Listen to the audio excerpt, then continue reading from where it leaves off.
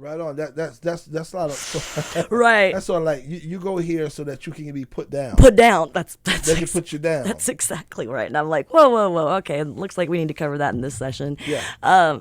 But and it's I did this listening assignment, and that's what I did at the conference last year and the year before, where I take you through the journey of dying. Gotcha. And you listen to, you're playing the role. I'm you, and I'm speaking like, okay, your breath is getting, all the things on your mind and what's typical, because this has been based on research at hospice for years and years and years. So it's the best we can do without actually being the person who's dying. And you have to let go of items. You list 8 personal loved ones, 8 personal goals, and 8 personal items, and you have to let go of these things. And you realize, and it's never ceases to amaze me, the hysterics of crying at the end of the session by almost all of the students. I mean, Wow. I'll have to wipe tears off the desks, because at the end you it's like so eye-opening, because you may not even realize what was so important to you, and then having to let go of those things.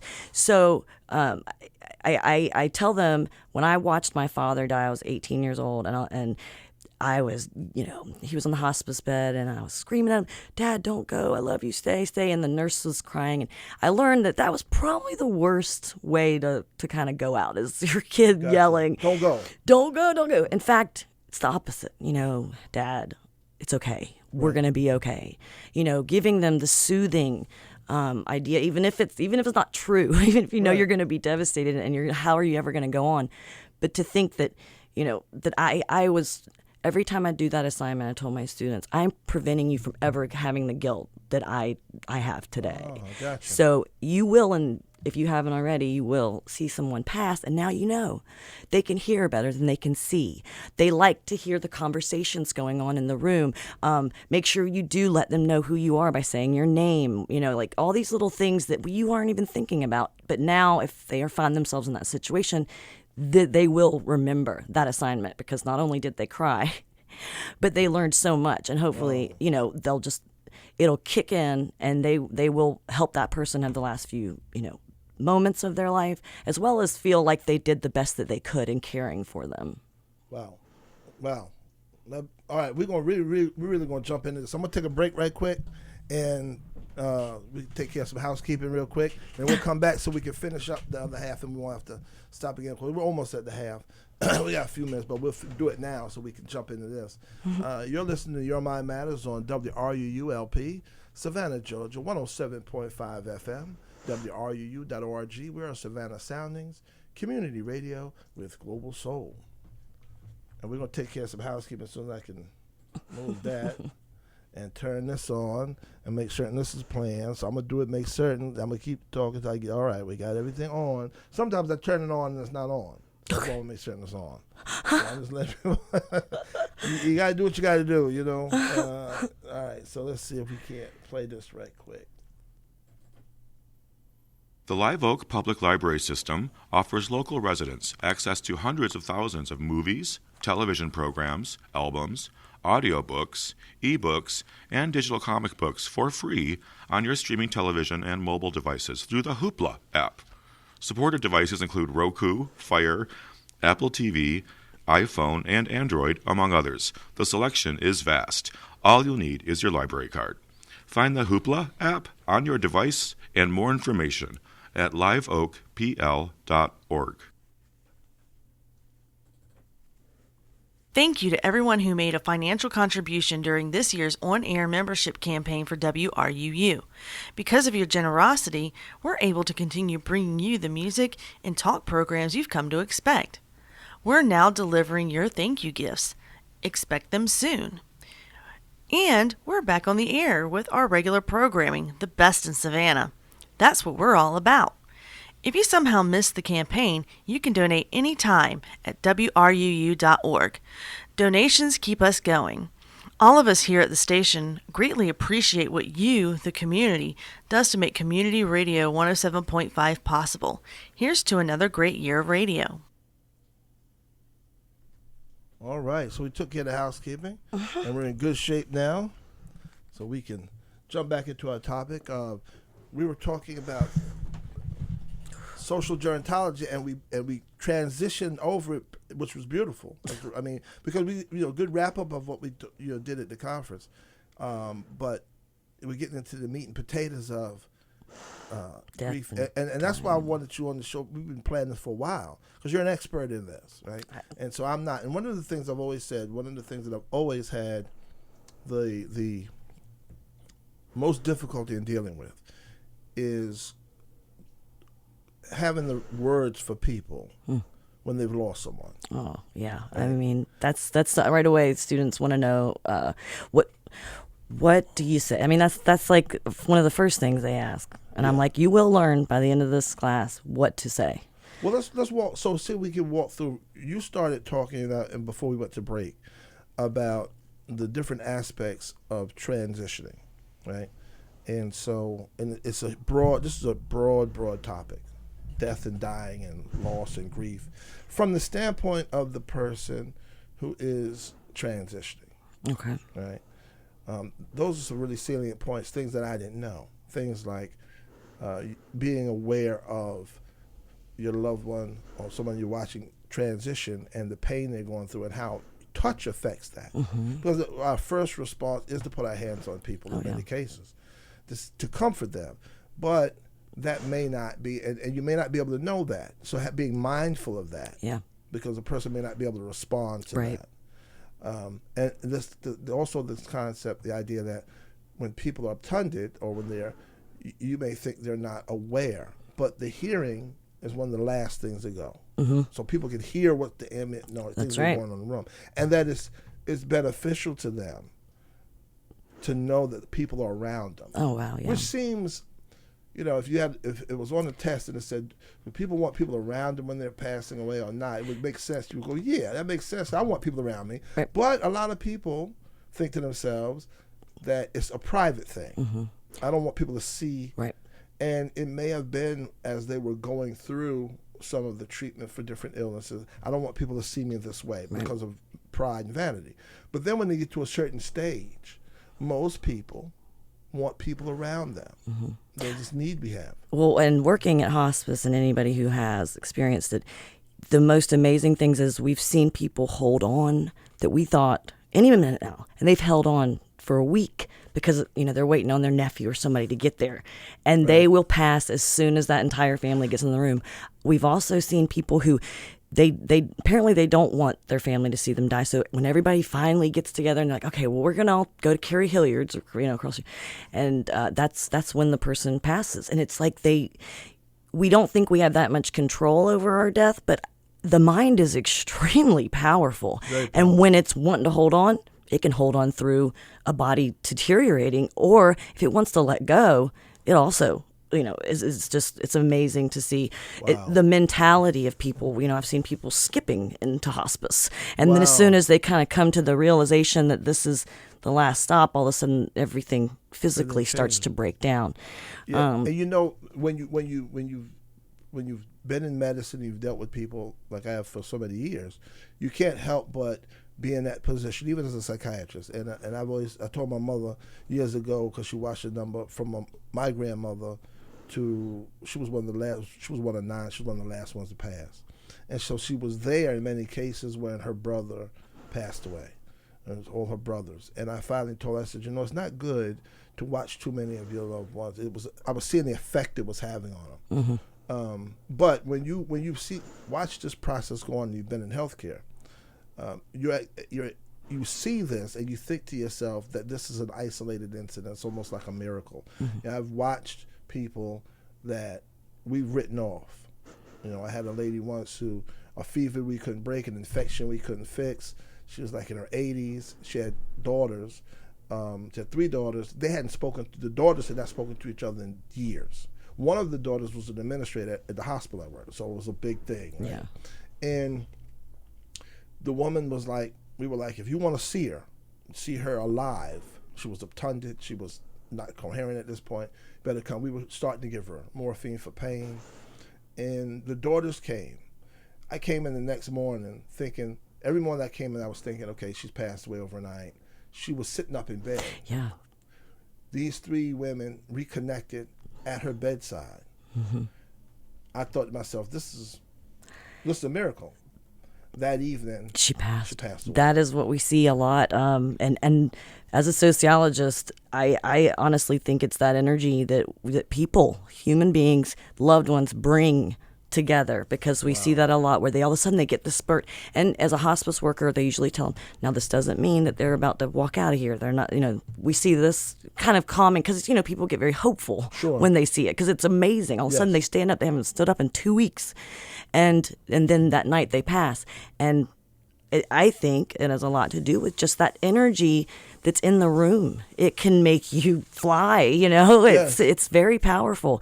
And if you can give your family members and and friends and loved ones, and they can give this to you, that is the perfect deathbed scene. Right on. That is seeing that family connect. And like, a lot of people will whisper, and like we were talking about earlier, whisper over each other. And no, talk. In fact, one of the best things to do while your loved one is sitting and laying there and you think that they're not listening, just go on and tell funny stories about them. Like, you remember when, da-da-da, oh my gosh, she would kill you if she knew you were telling, da-da-da-da-da.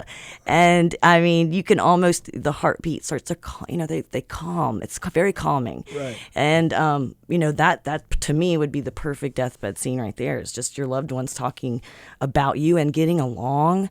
The worst thing you could possibly do is come in and start talking about the medical issues with each other, or even arguing like that. We can see the heartbeat elevate and like the tense. It's, you just want to try to be very loving. It's the time for love there at the end. I mean, that's it. When you use that word love covers so many different things. And people, it puts them in the mindset of what it feels like to be loved. Mm-hmm. I also often tell people that have difficulties, especially with their parents. And they do love them, right? But it's like a personality thing. It's one of those things. They have a good relationship, but it's like this person kind of, every now and then, this parent kind of pushes me against the wall. Sure. And I always say to him, I said, one of the things I learned to do with my father, because my father was 43 when I was born. So he's 43 years older than me, okay? Mm-hmm. Unlike, me, I'm only 30 years older than my children. A lot of parents was 15, 20-year-olds. Right? So he was so much older than me. And he was so set in his ways about certain things. And we were very, very close, he and I. And one day I learned that the louder he talked, the louder I talked. And then it would just become like I couldn't win. So I realized, I said, why am I'm grown too. I don't have to do this anymore. And one day he was telling me about, it was really crazy, something simple. He was like, go this way because there are no lights here. And I was like, but I'm driving. Okay. And he would get loud. And I'm like, I'm sitting next to you in the car. I know, and he could hear. He'd never a hearing problem. And I just looked at him and I said, you know what? I love you. You're a wacky guy. And the look on his face was, he would have this look like he wanted to laugh, but he didn't want me to see him laugh. And he was like, yeah, whatever. And I'm like, yeah, I do love you, man. I love you. And I learned to use that from then on to de-escalate these situations that would become something big when it was nothing. Mm-hmm. But it would become big to me because of this power differential. Mm-hmm. Did you guys ever go through a span where you didn't talk or anything? Okay, we never did that. I mean, we had some rocky points that a lot of people will, but we never went where we didn't communicate with each other. But when you use the word love, so when you use that word love, it brings people to this, they have to think about it. What does it mean to them? Mm-hmm. Some people have never experienced good love. Love, that use love interchangeably, as I do often with people that say, when I ask people, why do you love somebody? And I'll say, if you can put the word need in for the word love. So why do you need them? Not, I always have to clarify, not financially, right. I know that's not it, but why are you in this relationship? Especially if it's one that seems to be damaging to you. What do you need out of this? What are you getting that you don't think you can get anywhere else? And so when you get people to look at it from that standpoint, what is it you need? Even for people who've never had good love, when they've had destructive love, destructive need, someone has needed them, they've needed someone they think they need to keep this emotional roller coaster going because it's part and parcel of who they are. I like the love and the need because I often relate love and loss, which is very similar to kind of what you're saying. Yeah. Love and loss and the love that we have with our parents. I mean, that's a love that we can't even explain, And I try to look at it, and I'll try to deconstruct it as best I could. When people get, and we were talking about aging, we get back to that all the time, is that as people get older, we still need them. And I learned that just in my relationships with older people, my grandmother, my father, I didn't need them financially. Thank the Lord, I didn't need them. But I needed them for wise counsel. I needed them for an understanding I couldn't get even from my peers. You know, my father could understand things about me I didn't even understand about myself. And for him just to say to me, I understand. Yeah. You know, I can't fix it, but I can understand. Oh my gosh, it's just in that. I know I keep reverting to loss, but you know, loss is all about acknowledgement. Yes. And so just, you know, having somebody and those people, like I said, having family or friends that have been around, they can help you be more self-aware. So I can't even imagine growing up without those, you know, social constructs, because how would I even know about myself, you know, good and bad? That's very true. And, you know, we have a lot of, in this generation, you have a lot of people, and the generations before as well, but a lot of people that have been raised by a generation above. So they weren't raised by their parents, they were raised by their grandparents. And I think you're seeing a lot of them disrespect for that group of people because these are the people that raised them. These are the people they're closest to. And their parent may be in their life. You know, I know a lot of people whose parent is in their life almost as a sibling. Yeah, or an aunt or, right. Right. And they know that's my mom and that's my dad. But when they lose their grandparent, it's like their foundation has been gone. That's one of the first things that we discuss in that grief class is like, you know, somebody says, "Oh, I'm sorry for you. Who died? Your grandparent? Oh, okay." Like, because that's normal. Well, you don't know the relationship that they had. They, you know, practically raised them. That's like their mother just died. Right. And so it really is eye-opening because I have such, you know, in that classroom, I'd have such a diverse group. So, you know, it really clicked with some, and then others are like, exactly, you know, because there's nothing worse than somebody going, oh, that's it. Like, your grandparent? Okay. You know, because acknowledging the grief is like the most important thing. Sure. And that kind of goes on to like the Facebook has its perks and its negatives, but one of the best things about Facebook is people get on there and they express their grief, and that response from people all over, you know, friends, even if they're not, you know, they're superficial Facebook, doesn't matter. You're getting acknowledgement for your loss, and people are sorry. And you know, if we get into what to say when somebody is grieving, shut up. Just be quiet. Just shut your mouth. Yeah, and that's what I've learned in all these years. There's nothing I can say. Yeah. And I learned that from the actual patient who when my mother was passing, you know, basically said to me, you know, I'm sorry. That's it. You know, it is what it is. But you always, because people come to me for help, and they're coming, part of the help they need is, this is what I'm going through. I'm sad. I'm going through this. And I can point out to them, you know, grief doesn't necessarily have a timeline. Oh, no. Everybody grieves differently. You know, there's nothing wrong with you, but you're grieving. And so this is what I can do to ease something else that goes along with it, but I can't change that part. And that's so funny that I bet we all wish there was a timeline so we could say, okay. And Freud said, you know, he gave his theory about like 18 months, and this is, but then, you know, they started to notice that, well, how about those who weren't over it, air quotes, in 18 months? Right. Then they started, on top of their grief, they started thinking something was wrong with them. What we're seeing a lot today, though, in modern society, and is, okay, got to keep going. Not going to grieve, not going to stop, going to keep going. And then, like, you know this, we see PTSD, and people are like, oh, she wasn't in war. No, she never coped with the loss of her spouse. Right. She kept going. And it felt good at the time, like it felt like the right thing to do, but grief's coming out. Wow. Grief is coming out one way or the other. You can either have it come out in like an appropriate timeline, like kind of like within the few years that somebody passes, or it could be 20 years down the road and nobody can figure out why you're, you know, constantly crying and why you're constantly emotional, and it takes years of therapy to figure it out. That's true. That's true. And the person can't figure it. That's what I found too. It's like I don't know why, and so then it's hard to find if it's been years. You know, when it's been, you have to go through and kind of go through their life and find these places where, and often they'll tell you, but it takes a long time to go through and find it. Oh, that's not it. That's not it. That's what, you know. Well, I dealt with that. I dealt with that. Oh, I dealt goodness. with that. Well, now, how did you deal? Well, I just kept, you know, these are attitudes that I think we kind of prop up in the society. Oh, yeah. Keep going.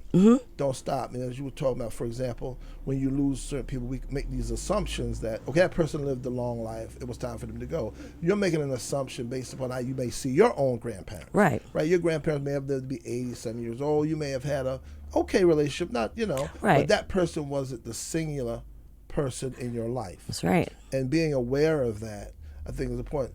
Even with jobs, we have this kind of thing with grief, right? Okay, this person died. Well, what if it's your great aunt that passed, but that was like your mother? Oh, that's such interesting. We get the funeral hour for close friends and second, like cousins, and like we get 3 days for direct family member, and if it's your child, you get a week. This is just typical. Okay. On average, of course, this varies, but then we get into the labeling of it all. If it was great Aunt Agnes, you get 1 day, or you get that hour for the funeral, and that's who raised you. So it'd be the same if it was somebody's mother. So how do we? And that's society saying, okay, get back to work. Right. And you can deal with this. You had your hour, Right, you had your day, and so that's kind of like that Freudian theory of putting a timeline on it, which is extremely dangerous. Yeah. Because when people lost their child and they get a week off and they are coming back to work, and of course there's this grief is so it's waves, and so there's no right and wrong way, but it's not something that can be ignored. Like going back to work and thinking, okay, I've dealt with it, I'm over it. One of the biggest things I stress is you don't get over a loss. You don't want to get over it. You get through it. Okay, I like that. You get through it. You get through it. You learn to live your life without the loved one. It's a whole new life. And it may not be what you want, Right. but you will. If you get over it, that means you've forgotten them. And I always tell them, I'm like, you're going to get the intrusive thoughts that are just horrible. And you don't think you can make it another second. Right on. But if you can get through those, let the intrusive thoughts come. Cry in the middle of class. Cry in the middle of do whatever. Stop in traffic. Pull over. Do your thing. Then you can start to get to the good memories. Yes. And then that's where they live. Like, and that's immortality right there, is the good memories with those you love. That's immortality. That's very true. And getting through it, when people say, well, I can't get over this, that's something that I always try to remember to say to people, which is, you're not going to get over it, because people will feel, I found, this sense of guilt. They'll feel a sense of guilt about the idea of not grieving. Oh, yeah, sure. Okay? If I stop grieving, that means I don't care about them anymore. Right. I've forgotten about them. And that can even lead into them not developing new relationships. Oh, absolutely. With people. They'll actually start to, in so many cases I've found, even pull away from some of the relationships they have, because it's this idea that person is gone, I can't live and have fun anymore. Oh, gosh, I can't yes. be happy anymore. Right. And so that's you have to do all of these things because it's part of a process. Absolutely. But you'll never forget them. If you lose a wife, Yeah. and you decide many years or that year you get a new friend, right? You're never gonna forget that person. It's not possible. You're not gonna forget them. But there's this guilt that I find that they're afraid of feeling, and a lot of times, and I'm asking you, do you see that people are afraid that if they start the grieving process, if they start emoting, they won't stop? Oh, gosh. Yeah, I can imagine that. Yeah, once they break, or they feel like they're going to break, it's going to be so much harder to put yourself back together. But again, that goes back to that theory that if you don't start to cope with these things right now, then they will find their way out, and you won't know why. Right. You just won't know why you're having these breakdowns. You won't know why. So, and then this also goes back to what we just recently learned about 10, 20 years ago, is not everybody needs to be pushed into dealing with it. Gotcha. So we've got people who aren't, they're not crying. It's just they're introverts, or they have certain characteristics. So we thought that making everybody talk about it, pushing them, you have to cope, you have to deal with it, was the right way to go. And Right. it was just like 20 years ago, we just figured out, no, this could be detrimental, because if that's not how that person copes with it, Right. for whatever reasons, then you are causing more trauma for them. Gotcha. So it's everybody on their own. And so, like, you may even have sessions, it's complete silence Yeah. for the entire hour. That is helpful to Yeah. them. I've learned that I don't have to fill up the space with words. Oh, man. When they're not necessary. I'll have people that'll come in sometimes and they'll start talking, and the issue is they lost someone, and that's the big issue, and they'll start, and then they'll just cry, and I'll sit with them, and learning how to do that. For men in particular, I find can be very difficult, especially if it's a woman crying. And they feel like this need to fix it. Men always need to fix. We talked about the stereotypes, but people do handle things differently, and I find women tend to emote more appropriately, where men tend to have like this a lot of times one emotion. It's either okay or angry. Angry is socially acceptable, right? So you can be angry, but in many cases they're grieving, they're hurting, but they become angry at themselves, then become angry at people around them. Yeah, and like you said, it's socialization. Society says, okay, when a little girl falls, oh, come here, sweetie, are you okay? If a little boy falls, toughen up, get up there. Yep, that's right. And so we did this to ourselves. We did. But so it's important just to allow open that communication door and let them know that, like, hey, this isn't your fault that you feel angry all the time. It's really, blame it on society. Yeah. It doesn't mean you can't feel this way. I'm just letting you know that if you want to feel any other way, it's all normal. Right. It's all normal. And they're just feelings. And the idea of, the other thing I think that we've kind of picked up is this idea of not feeling. Yeah. Right? And wouldn't that be easy? That would be easy, but we got these things called feelings. And when you talk about the intrusive thoughts that then generate these feelings, there's this idea that if we can just avoid them. Oh, yeah. If we can just not feel it. Right. Rather than letting the feeling come through. Exactly. And then understanding it's not permanent. It may last longer than you want it, and it may be very unpleasant. But if you avoid it altogether, if you avoid the feeling and you try to block it out, in many cases you amplify it. Right. And that does bring back to what you were saying, like some people are scared to let that bridge open and then they can't get back. And of course there's cases like that. You kind of like, okay, have someone who say they lost their spouse and they are just completely, they're pitiful in their home, not coming out, and they're grieving, and it's been 2 years and they still won't leave the house, and not to put a timeline on it, but we need each other to survive. Right. We need human interaction. We need to know that we're okay because we see ourselves in other people, Sure. And so there is this dangerous part of letting things come in and then not ever being able to pull yourself out. That's why it's important to let the feelings happen, intrusive thoughts, go with it, but you need to have a strong social support, whether that be your church group or a grief group or, and we often don't realize the resources out there for us. It could be a family, a friend, a neighbor, anybody. Right. You just, that can help so much. If anything, acknowledging that you're going through the pain is so helpful.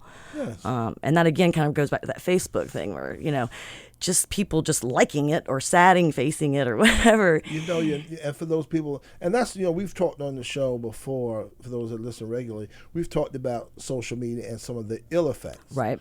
But this is a case where, and as I'm thinking about, you anytime you listen, I'm thinking about personal things. And I know when my parents passed, I put it on Facebook, not because I was looking for the support, but I did it as an announcement.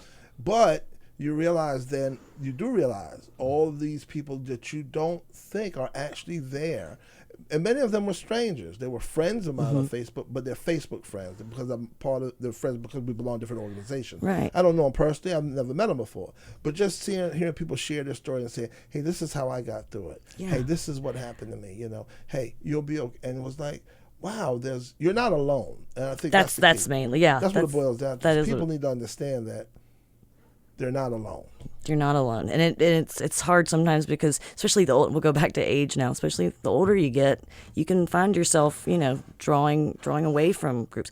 And that's, you find more older people now getting out there and trying to be into more volunteer groups and, the Walmart greeter, all this stuff, because they see how much healthier it is for them mentally, physically, to be out there among others and not, alone and isolated and in your own thoughts. Yes. So I again, yes, Facebook has in 2012, Facebook was the #1 factor in divorce. Wow. Yeah. So it definitely has its negatives, but it's really neat to see that it has its positive because those people who were informed about your parents, like they would have, however many years ago before Facebook and MySpace, they would have never even known. That's very true. And it really helps them because now they they're a part. They feel a part of it. That's very true, because I remember one in particular was a classmate of mine, and we graduated together. And when my mother passed, she actually called me after seeing on Facebook. She made a comment on Facebook, said she was sorry for everything. And we were friendly, but we didn't run in the same social circles.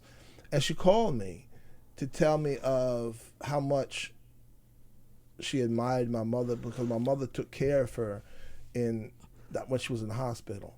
And it blew me away. That's the best. And this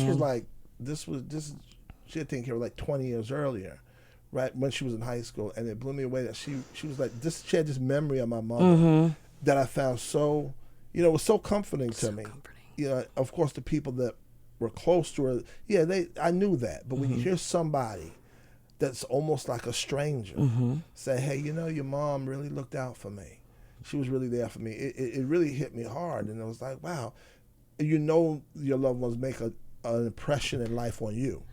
To see it radiate out beyond the people that are, first-degree relatives and close family and friends is amazing. It's amazing. Yeah. And that just, it's like, at the wake, you'll be sitting there and you'll be talking about the loved one, you share your personal stories, but that Facebook or that social outlet allows for more people to be at that wake and share those funny stories, and to hear from somebody else about somebody that you know so well.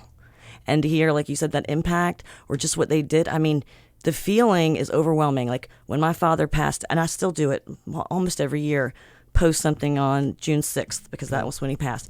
And I never, obviously, nobody's gotten sick of it, because they'll continue to post. Old friends will post about him, and I just get to learn a little more about him each time. So it's like, again, it allows that immortality, because I never thought I would learn more about him. Right. Thought I knew everything.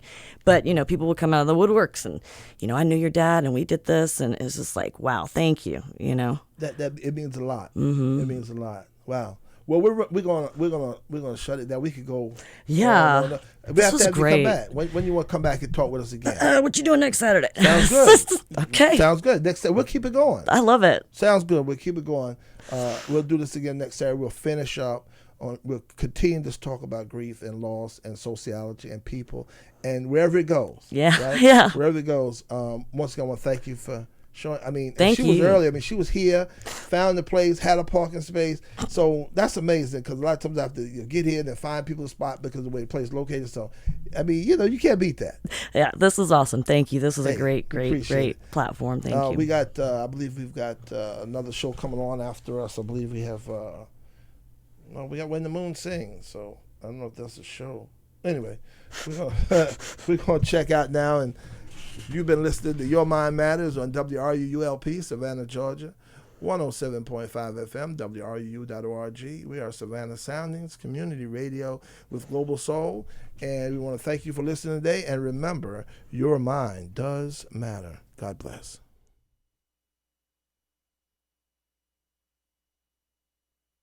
Soundings, community radio with Global Soul.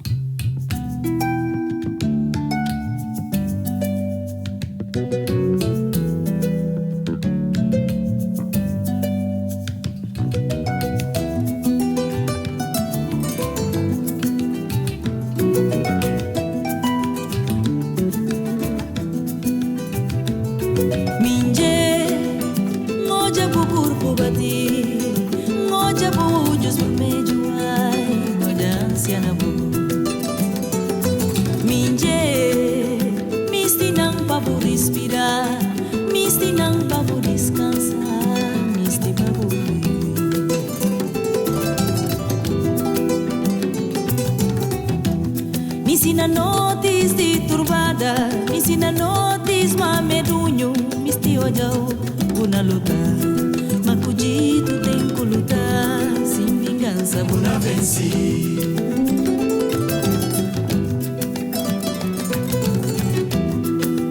Mingero doce mel, mingero minge, mingero mame, mingero.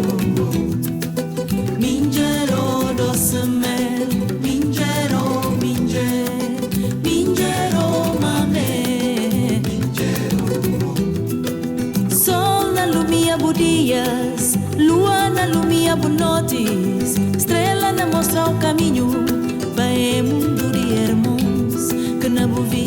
virou costa. Que na vida virou costa. Guirda liberdade, com uma pada César que de César.